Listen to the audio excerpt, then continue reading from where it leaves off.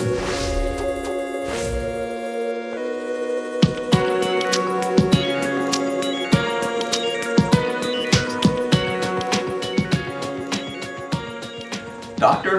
lab technician, engineer, social worker. Why do you need to know about business? What's so important about finance? You have your job to do. How does the finance affect you? Well, whatever you're doing, you're part of a business. And businesses all need money to be able to operate. They don't find that on those big trees outside the parking lot.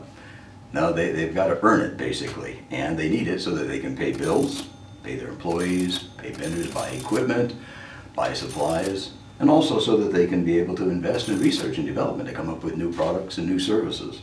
If you're a for-profit business, owners, and that may be you someday, may want to take home some money too so you can feed the kids, take some nice vacations, basically enjoy life. So if the company you work for doesn't make money, what might happen to you? Well, the company may find itself in a position where it has to downsize, and you might find yourself laid off. Not a good place to be. Have you ever had that lousy experience? It's very difficult. Back in the 1990s, Travelers Insurance Company had a lot of real estate investments, and unfortunately, as the recession hit, they started to go bad. Travelers tried to compensate by raising the prices on its insurance product, but unfortunately, it drove people to their competitors instead of them, and they found themselves having to have layoffs. They had 3 different waves of layoffs until they finally had to merge with a company called Primerica, which was a good move for the organization, but unfortunately, as the 2 organizations merged into one, they had to lay off something of the tune of 30,000 people to be able to function properly.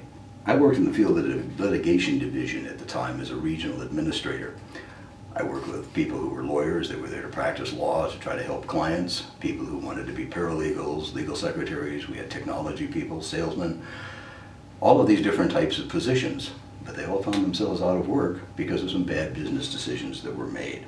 An understanding of finance could have shown the writing was on the wall based on the cash flow and the projected revenues that they could see, as well as seeing what was going on in the economy and the industry. We just went through the Great Recession, hit us a little less than a decade ago. Many companies went out of business, throwing many people into the unemployment world, and some haven't recovered yet. The magazine Small Business by HuffPost reported that 170,000 small businesses went out of business between 2008 and 2010. Imagine that, 170,000 businesses. No one was immune, small or large. Financial institutions made the news with mergers and closures. There was a financial institution called Countrywide that I'm sure many of you have heard of. It no longer exists. It had some bad business decisions. It ended up merging with Bank of America. At the time, I had a student who was part of Countrywide. She was in the technology department, and she told me that they'd been absorbed by Bank of America. They'd had their orientation meeting to go over benefits that day. They told the people in the technology department not to worry about taking notes because they were actually selling them off to Hewlett-Packard the next week, so they would be Hewlett-Packard employees in a week. Many companies were buying, selling different divisions of organizations. The automakers made headlines with bailout requests. Hotels, retail stores all felt the pinch. The list is endless. If you add advances in technology that have changed the way we do business and how we shop, there was another effect there that hit businesses hard. Look at Blockbuster. They put a lot of mom-and-pop video stores out of business, but they ultimately found themselves closing hundreds of stores and laying off thousands of people. It was impacted by technological advances and new ways of getting movies.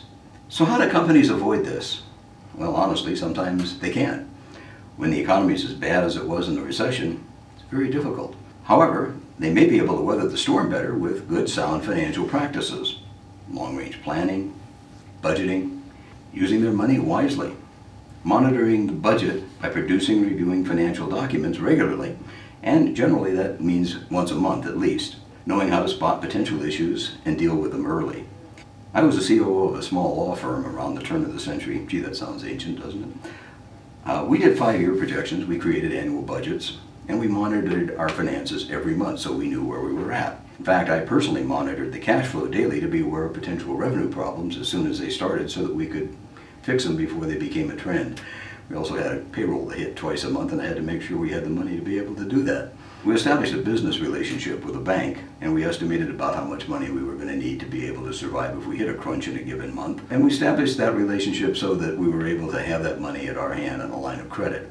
Our goal, of course, was to never use it, and happily we never had to. But that was because of good financial management and staying on top of things. So the good planning paid off, and it paid off even more when a senior partner left the business and took some of the clients with him. Again, we went back to the projections, took a look at how things were going to be over the next 5 years without those clients and what we could realistically do with business development. And we figured out that we could survive, and sure enough, we did. The firm is still in existence today and doing quite well. On the brighter side, at my last firm, we had stellar people who knew their jobs very well and did great jobs for our clients.